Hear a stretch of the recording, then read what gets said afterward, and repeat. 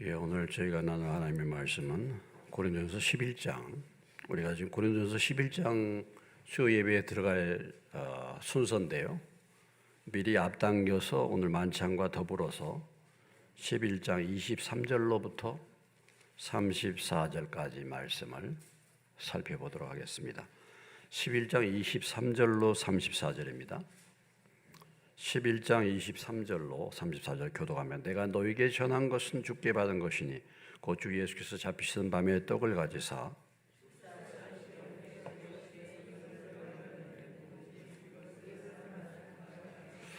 식후에 또한 그와 같이 잔을 가지시고 이르시되 이 잔은 내 피로 세운 새 언약이니 이것을 행하여 마실 때마다 나를 기념하라 하셨으니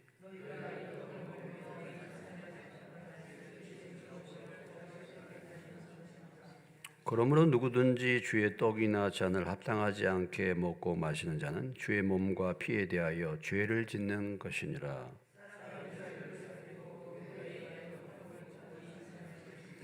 주의 몸을 분별하지 못하고 먹고 마시는 자는 자기의 죄를 먹고 마시는 것이니라.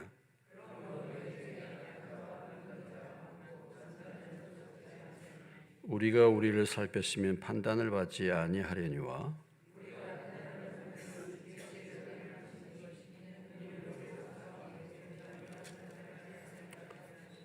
그런즉 내 형제들아 먹으러 모일 때에 서로 기다리라. 만일 누구든지 시장하거든 집에서 먹을지니 이는 너희 모임이 판단받는 모임이 되지 않게 하려 함이라. 그 밖의 일들은 내가 언제든지 갈 때에 바로 잡으리라. 아멘. 잠깐 기도하겠습니다. 주님, 만찬 예배를 드립니다. 오늘 예배 가운데 먼저 저희에게 만찬의 의미에 대해서 말씀해 주시고 저희들이 합당한 태도와 자세로 만찬에 참여할 수 있게 하셔서 주님의 임재 가운데 주님을 만나는 시간 되게 하옵소서. 예수님의 이름으로 기도합니다. 아멘. 오늘 사도 바울이 이 만찬에 대해서, 만찬을 대하는 자세에 대해서 말씀을 주고 있습니다. 만찬이 무엇인가? 주님의 만찬, Lord's Supper, 주님의 저녁 식사, 이런 말, Lord's Supper, 또는 이제 다른 그 영어에서는 Communion, 주님과의 교제, 이것을 주님의 만찬이라고 말합니다. 바울은 오늘 사도 바울이 이 만찬이 얼마나 중요한가를, 만찬의 의미를 23절로 26절에서 설명하고 있습니다. 내가 너에게 전한 것은 주께 받은 것이니 곧 주 예수께서 잡히시던 밤에 떡을 가지사 축사하시고 떼어 이르시되 이것은 너희를 위하는 내 몸이니 이것을 행하여 나를 기념하라 하시고 식후에 또한 그와 같이 잔을 가지시고 이르시되 이 잔은 내 피로 세운 새 언약이니 이것을 행하여 마실 때마다 나를 기념하라 하셨으니 너희가 이 떡을 먹으며 이 잔을 마실 때마다 주의 죽으심을 그가 오실 때까지 전하는 것이니라. 바울이 말할 때 내가 너에게 지금 전한 것이 주님께로부터 받은 것이다 이렇게 말합니다. 주님으로부터 계시를 받았다는 거죠. 여러분, 이 만찬에 대한 메시지는 누가 받았습니까? 예수님의 12 제자들이 받은 것이죠. 예수님이 마지막 이제 목요일 날, 이제 금요일 날 십자가에서 돌아가실 것을 앞두고 제자들을 모아서 세족식을 행하고 만찬을 나누면서 이 만찬의 의미를 제자들에게 말씀해 주었습니다. 그런데 제자들에게 뿐만 아니라 사도 바울에게도 말씀을 주셨다. 바울이 이렇게 말하죠. 내가 너에게 전한 것은 주께 받은 것이다. 성경에 보면은 종종 사도 바울이 하나님이 내게 계시로 알려주셨다 이렇게 말합니다. 계시로 알려주셨다. 갈라디아서에 보면 복음도 하나님이 자기에게 계시로 알려주셨다 이렇게 말합니다. 에베소 3장에 가면 교회의 비밀을, 그동안 감추었던 교회의 비밀을 자기에게 계시로 알려주셨다 이런 표현을 자주 하고 있어요. 그러니까 사도 바울이 주님과의 교제 속에서 주님이 가르쳐 주신 거, 계시로 받은 것이 많이 있었다라는 것입니다. 우리가 이런 것이 필요하죠.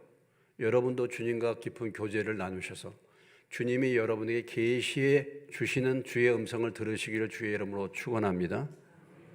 눈이 열려, 계시란 게 뭡니까? 눈을 열어서 보여주는 거예요.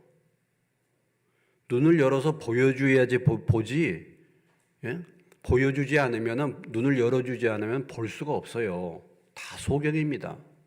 우리가 신앙생활하고 성경을 알고 그래도 하나님께서 우리에게 가르쳐 주시지 않으면요, 이게 무슨 뜻인지 몰라요. 예? 교회 다니면서 저도 주님 복음이 깨달아지기까지는 상당한 시간이 걸렸잖아요. 이게 도대체 무슨 얘기인지 모르겠어요. 지금도 마찬가지죠. 하나님의 뜻이 뭔가, 지금도 모르는 것들은 얼마나 많습니까? 눈을 열어서 보여주셔야 돼요. 그러니까 사도 바울이 늘 그런 부분에 대해서 바울은 항상 주님 앞에 나아가서 기도하고 간구했기 때문에 하나님이 그때그때마다 계시를 주셔서 깨닫게 하셨다. 그런데 이 만찬도 역시 마찬가지다 이거죠. 그래서 바울은 주님께로부터 받았다 이렇게 말하고 있습니다. 이 만찬이 어떤 의미냐? 다시 예수님의 제자들에게 직접 말씀하신 그 의미를 생각해주고 그대로 표현해주고 있죠. 예. 떡은 뭐냐면 너희를 위하는 내 몸이니 이것을 행하여 나를 기념하라. 떡이라는 것은 바로 우리가 먹는, 그러니까 이 만찬은 식사 자리에서 먹는 빵이잖아요. 떡. 이것은 곧 주님의 몸을 의미한다. 이렇게 지금 말하고 있습니다. 떡을 만들 때, 빵을 만들 때 어떻게 합니까? 씨를 뿌리면 씨가 죽죠. 씨가 죽어야 열매가 나는 것입니다. 그래서 자라면, 열매를 맺으면 그것을 자르죠. 잘라가지고 곡식을 빻습니다. 찢죠. 찢고 빠고 그걸 갖다가 구워야지 빵이 되는 거 아닙니까? 그러니까 예수님이 우리를 위해서 십자가에서 자기 몸을 내어주시는 그 의미를 잘 보여주고 있는 것입니다. 그래서 지금 현재 그들이 나누는 이 떡, 다시 말해서 빵은 주님의 몸을 상징하고 있다. 그래서 주님의 몸, 제물이 된 우리의 죄를 위해서 구약 시대에 어린 양이 제물이 된 것처럼 예수님이 십자가에서 죽으심으로 우리가 지은 죄에 대한 심판을 예수님이 대신 담당하는 제물이다. 그래서 이 떡을 뗄 때에 주님의 그 몸을 기억하라. 우리를 위해서 십자가에 제물 되신 그 주님을 기억하라. 이런 얘기죠. 그 다음에 역시 잔은 무엇이냐? 잔은 내 피로 세운 새 언약이다. 이것을 향하여 역시 기념하라. 이렇게 표현하고 있습니다. 자, 피로 세운 새 언약이라 그랬죠. 피로 세운 새 언약. 언약은 두 가지 언약이 있습니다. 옛날의 언약이 있고 오늘 말씀해 보면 새 언약이 있죠. 옛날의 언약은 어떤 언약입니까? 구약의 언약이죠. 구약의 언약이 성립되기 위해서는 뭐가 필요합니까? 계약이 필요한 거죠. 그러면 이 계약은 쌍방이 지켜야만 됩니다. 지켜야 되는 거예요. 그러니까 구약의 언약은 율법을 준수해야 그 언약이 유지되는 겁니다. 법을 지켜야 되는 거죠. 그러니까 법을 지키지 못하면은 그 사람은 뭐예요? 그 언약을 파기하는 것이기 때문에 그 언약에 합당한 벌을 받아야 되는 거예요. 그러니까 구약 시대에 신앙생활했던 사람들, 이스라엘 백성들은 법대로 살 수 있습니까? 법대로 살 수가 없는 거잖아요, 우리가. 우리가 사실 아무리 우리 힘으로 산다고 해도 하나님의 법을 다 지킬 수가 없습니다. 법대로 살 수 없으니까 언약을 파기했기 때문에 구약 시대의 성도들은 하나님을 늘 두려워했어요. 죄 짓는 사람이 늘 두려워하잖아요. 그것처럼 구약 시대의 옛 언약에 살던 사람들은 항상 율법을 지켜야 되고 율법을 못 지키면은 죄를 지었기 때문에 하나님이 무서운 분이에요. 이렇게 살았습니다. 그런데 이제 예수님이 오셔서 예수님이 새로운 언약을 예수님의 십자가의 피로 새로운 언약을 세워 주셨다라는 것이죠. 그 새 언약은 무엇입니까? 이제는 하나님의 은혜로, 하나님의 사랑으로 우리의 죄를 덮어주시는 언약입니다. 그래서 하나님의 은혜로 세워지는 언약이에요. 우리가 죄를 범했지만은 그럼에도 불구하고 하나님께서 그 사랑으로 우리의 죄를 덮어주시는 거예요. 그래서 예수님이 우리 죄를 대신하여 십자가에 죽으시고 피를 흘리심으로 말미암아 우리의 죄를 사해 주신 것입니다. 예, 이것이 새로운 언약이에요. 새로운 언약. 새로운 언약. 그래서 이제는 과거의 구약의 율법은 여러분이 잘 아다시피 인간이 죄를 지었는데 죄물은 짐승이 죽었습니다. 임시 방편이에요. 임시 방편입니다. 그러나 사람이 죄를 범했으니까 사람이 죽어야 하는데 짐승이 죽어. 그러니까 그건 불완전한 것이고 임시적인 방편이에요. 그러나 예수님이 오셔서 사람으로 오셔서 그 예수님이 우리의 죄를 위해서 십자가에 죽으심으로 인해서 이제는 완전한 제사를 드려주셨다. 그래서 이런 새로운 언약의 제사는 이제는 뭐예요? 완전한 제사인 줄로 믿습니다. 그래서 히브리서에 보면 구약 시대에 드리는 제사는 매일 서서 같은 제사를 또 드려도 또 죄지면 또 제사를 드려야 되고 이것은 임시적인 것이고 매일 서서 제사를 드리지만 죄를 완전하게 해결할 수 없는 제사다. 그러나 예수님이 우리에게 행하신 십자가의 보혈을 통해서 드려진 이 제사는 완전하고도 영원한 제사, 단번에 주님이 십자가에 죽으셔서 자신을 드림으로 우리의 죄를 영원히 속해 주신 줄로 믿습니다. 그래서 단번에 우리의 죄를 해결한 이 놀라운 제사입니다. 이 피가 그래서 새로운 언약을 맺은 거예요. 이것을 기억하라는 것입니다. 이거 얼마나 놀라운 은혜인지. 그리고 이것을 먹을 때마다, 잔을 마실 때마다 주의 죽으심을, 주의 복음을 생각하면서 오실 때까지, 주님이 다시 오실 때까지 이 복음을 전하라. 이런 의미다라는 것입니다. 오늘 우리가 참여하는 이 만찬의 의미가 바로 그런 의미다라는 것이죠. 그러니까 이 만찬의 예배는 여기 보면 이제 가장 중요한 것이 기억하는 거 아니겠습니까? 주님의 그 사랑과 은혜를 사람들이 잊어버리기 때문에 우리가 오늘 만찬을 참여하면서 그 은혜를 다시 한번 기억하는 것이죠. 그런데 이것은 기억을 뛰어넘어서서 우리가 떡과 잔에 참여할 때 주님의 임재를 직접 우리가 보면서 주님과 접촉하는 그런 실제적인 예배인 것입니다. 그래서 우리가 이 만찬 예배를 정말 성령으로 드려지게 되면 주님의 임재를 체험하게 되는 거예요. 주님의 존전 앞에 우리가 나가는 것입니다. 그래서 만찬 예배가 정말 성령으로 드려지면요, 주님이 임재하시는 거예요. 내가 떡을 뗄 때 주님이 바로 나와 접촉하시는 것입니다. 이렇게 되는 거예요. 그래서 그 전에 우리 교회에 이유한병, 제가 저 선교단체에서 이 만찬 예배할 때 우리 이유한병 형제라고 있습니다. 이유한병. 지금 서울에서 고등학교 이제 교감 선생님이 됐어요. 우리 환병 형제가 교감 선생님이고 장로가 됐습니다. 근데 이 이유한병 형제가 예수 안 믿었잖아요. 예수 안 믿었어. 그때 고등학생이었는데 예배에 참석, 공주 사대부고를 다녔어요. 예배에 참석했는데 안 믿어. 상당히 똑똑해요. 교회 나왔는데 안 믿어. 맹숭맹숭하고 안 믿어. 그러는데 우리가 만찬 예배를 드릴 때, 오늘 이 만찬 예배를 드릴 때 정말 그 하나님의 은혜가 충만하게, 정말 그때 주님의 그 은혜가 충만하여 찬양을 드리고 정말 그 주님이 임재하신 그것을 예배 가운데 주님이 임재. 뒤쪽에 앉아있던 우리 환병이 형제가 훌쩍훌쩍 울기 시작했어요. 울기 시작했어요. 예.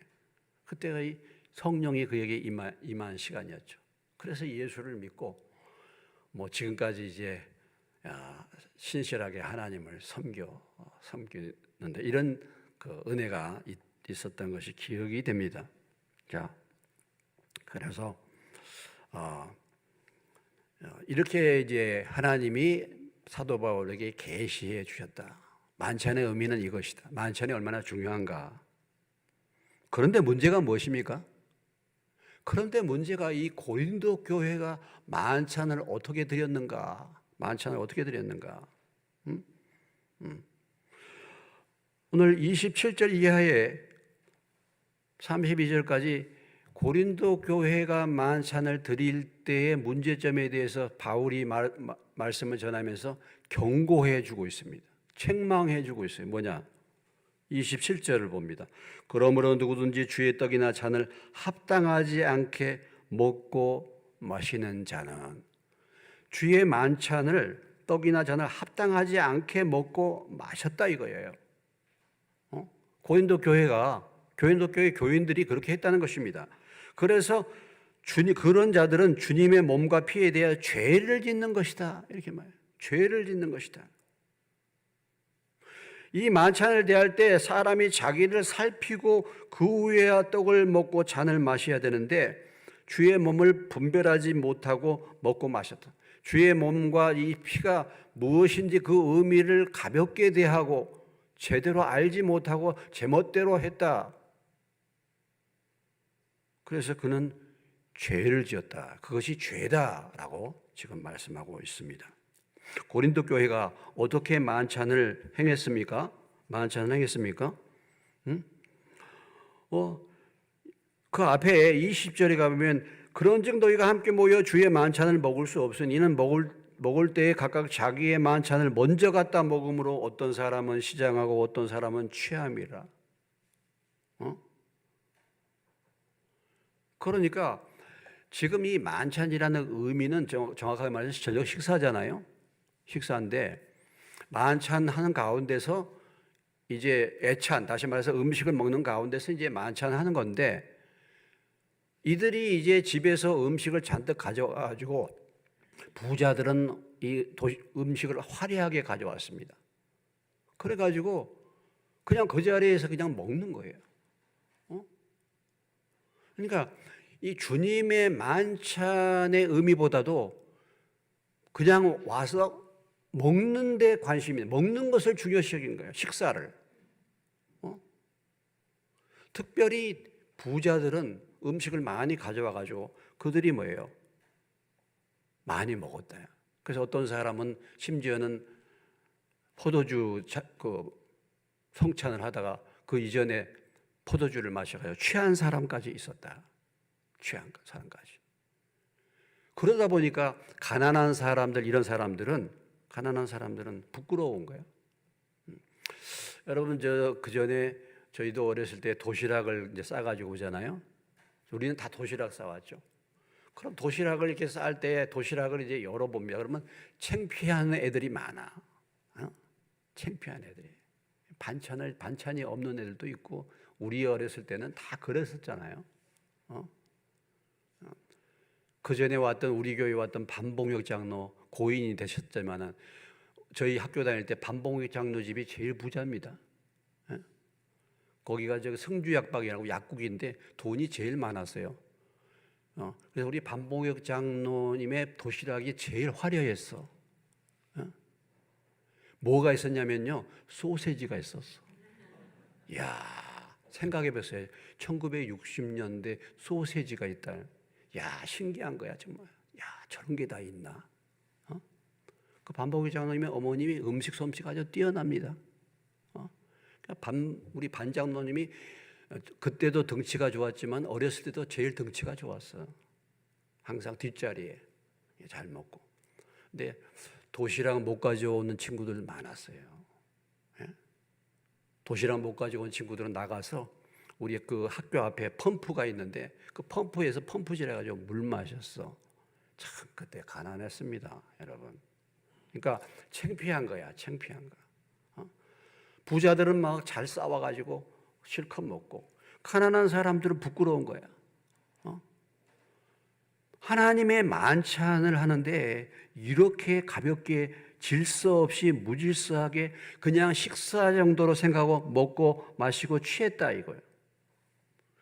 그러니까 바울이 말할 때 이렇게 말합니다. 22절에서 이렇게 너희가 먹고 마실 집이 없느냐? 너희가 하나님의 교회를 업신여기고 빈궁한 자들을 부끄럽게 하느냐?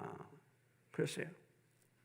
함께 모여서 다 같이 하나님의 만찬에 참여해야 되는데 주님의 몸 하나가 된 주님의 몸에 이 만찬 예배에 참여함으로 하나됨을 더 힘써 지키고 해야 되는데 도리어 뭐예요? 이런 일들로 인해서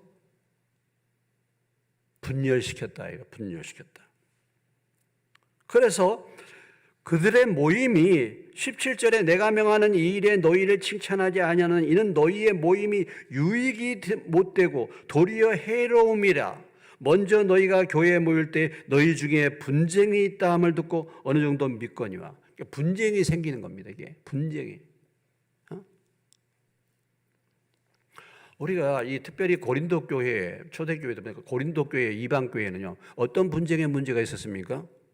교회에 빈부차가 있어요. 부자나 가난한 사람. 또 뭐예요? 자유인이 있었고 노예가 있었어요. 그 당시에 노예들도 예수를 믿었어요. 또 많이 배운 사람과 못 배운 사람이 있었습니다. 또 유대인과 이방인이 있었어요. 이런 사람들이 다 교회에 모이는 거야.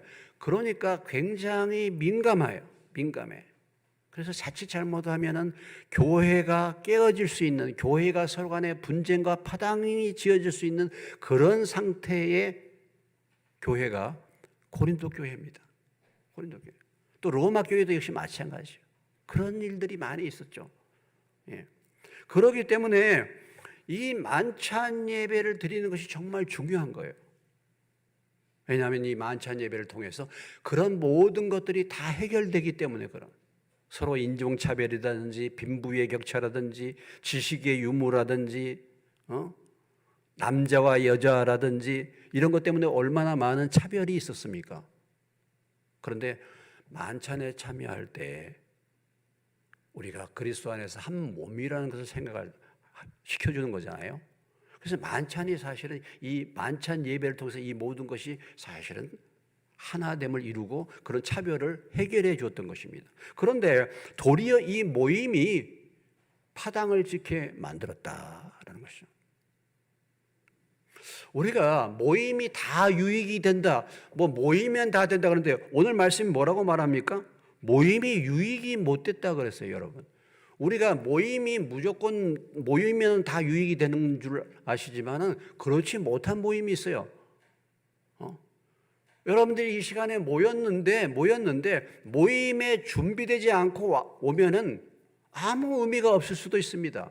그냥 자리만 차지하고 갈 수도 있어요. 우리가 모임이 유익이 될 수 있도록 기도해야 될 줄로 믿습니다. 모임이 유익이 돼. 내가 이 모임에 참여해가지고 하나님의 뜻을 알고 은혜를 깨닫고 그래서 모임을 인도하는 자를 위해서 기도할 필요가 있고 모임에 참석하는 내가 일 마치고 피곤하고 힘든데 말씀을 잘 들을 수 있도록 이런 준비가 필요해요. 모임이라고 해서 다 유익한 것이 아닙니다. 아니 오히려 만찬한다고 모여가지고 이런 일이 벌어졌다. 그래서 오늘 사도 바울이 이 말씀을 주고 있는 것입니다. 예. 다시 27절로 돌아오면 뭐예요? 주의 떡이나 잔을 합당하지 않게 먹고 마시는 것은 죄다. 그렇기 때문에 만찬을 향할 때 어떻게 해야 된다고요? 자기를 살피고 그 후에 이 떡과 잔을 마셔야 된다. 주의 몸을 분별하지 못하고 먹고 마시는 자는 자기 죄를 먹고 마시는 것이라. 그러므로 인해서 그 결과가 뭐냐? 하나님의 만찬을 이런 태도와 자세로 참여하다 보면은 이것이 죄를 짓게 되는 것이고 그러다 보니까 하나님의 징계를 받아서 약한 자가 생기는 것입니다. 병든 자가 생기는 것이죠. 그리고 심지어는 죽는 자도 있었다. 무슨 말씀이죠? 무슨 말씀? 죽는 자도 있었다. 예. 이런 징계라는 징계를 받게 되었다라는 것입니다. 그래서 잘못된 방법으로 만찬에 참여한 것, 이것이 바로 이런 하나님의 징계를 받게 된다. 그래서 자신을 살펴라 이렇게 말합니다. 우리가 이제 떡과잔에 우리가 참여할 때, 우리가 그 의미를 다시 그냥 받자마자 잡수지 말고 그 의미를 생각하시면서 또 뭐예요? 특별히 내 자신을 살펴보는 거 아니겠습니까? 성령께서 떡과잔에 참여하기에 합당한가? 무엇보다도 그렇잖아요. 미워한 사람 없는가? 주변에 원망 들을 만한 일을 행하지 않았는가? 그럴 때는 재물을 제단 앞에 두고 가서 형제와 사화하라 그랬지 않습니까? 그러니까 만찬 예배를 제대로 드리면서 자기 자신을 살피게 되면요, 모든 문제가 다 해결될 수 있어요. 교회에 분열이 일어날 수가 없어. 여러분, 교회에 분열이 일어나고 문제가 생길 수 뭐냐면은 이러한 모임의 자리에 빠지기 때문에 그래요. 꼭 그래요. 이번에 주일날 도마에 대한 말씀을 나눴지만은 꼭 빠지게 되면 그런 엉뚱한 소리를 하게 됩니다. 그렇게 돼요. 엉뚱한 소리를 왜 하느냐? 그 시간에 말씀을 듣지 못해서, 은혜를 받지 못해서 그러는 거예요, 사실은. 예. 그래서 바울이 권면하기를 자신을 살피고. 그러면 완전한 사람이 이 떡과잔에 만찬에 참여한가? 그건 아니죠. 우리가 완전한 사람이 어디 있습니까? 우리는 다 죄인인데. 만찬에 참여하시다가 여러분이 성령께서 비추어서 나에게 뭐가 문제인지 좀 보여달라고. 그래서 내가 뭐 남을 미워했으면 미운 것을 고백하고, 그렇게 하시면서 돌아보면서 만찬에 참여하라 라는 것입니다. 그래서 최종적으로 권면하기를 뭐냐면, 주의 만찬을 함께 나누도록 먼저 먹어버리지 말고 서로 기다려서 함께 모여서 만찬에 참여할 것을 말씀해 주고 있는 것입니다. 이것을 지금 사도 바울이 고린도 교회에 만찬에 대한 말씀을 어떠한 태도와 자세로 드려야 될 것인가를 지금 권면을 해주고 그들의 잘못에 대해서 책망을 하고 있습니다. 오늘 우리가 이제 만찬 예배를 드리는데요, 우리도 뭐 만찬 그 의미를 잘 모르고 그냥 형식적이나 습관적으로 참여할 수 있습니다. 다시 한번 오늘 이 말씀을 통해서 만찬의 그 의미를 새롭게, 그래서 이 만찬의 예배가 얼마나 중요한가, 귀한가, 얼마나 이것이 거룩한 상징인가, 그 주님의 은혜를 다시 한번, 그 위대한 사랑을 정말 냉랭하게 대하지 않도록 감사함이 넘쳐서, 주님에 대한 사랑이 넘쳐서 우리가 이 만찬에 참여할 수 있는 그런 은혜를 달라고 기도하는 마음으로 만찬에 참여하시기를 바랍니다. 이 귀한 은혜를 기억하고 가볍게 대하거나 분별 없이 참여하는 것을, 그리고 내 자신을 살피지 못하고 참여한 것을 회개하고 만찬에 참여할 수 있는 저와 여러분이 되시기를 주의 이름으로 축원합니다. 오늘 이렇게 또 처음 나오신 분도 있고 만찬에 참여하기 어려우신 분들 여기 계세요. 예수님을 확실하게 믿고 이게 이제 구원받은 명접하신 분들이 이제 만찬에 참여하는 겁니다. 또 섭섭하게 생각하지 마세요. 교회 모처럼 나왔는데 자기들만 먹고 나는 안 줘. 섭섭하죠. 저도 처음에 그랬어요. 아니 돌아가는데 왜, 그때는, 지금 우리는 이렇게 뭐 붙여서 하지만 그때는 카스테라예요. 카스테라, 맛있는 카스테라야. 아니 교회 왔는데 왜 자기들만 먹고 나는 안 줘. 교회가 이렇게 차별하는가, 그렇게 생각했었죠. 그 의미가 뭔지를 모르니까 그렇죠.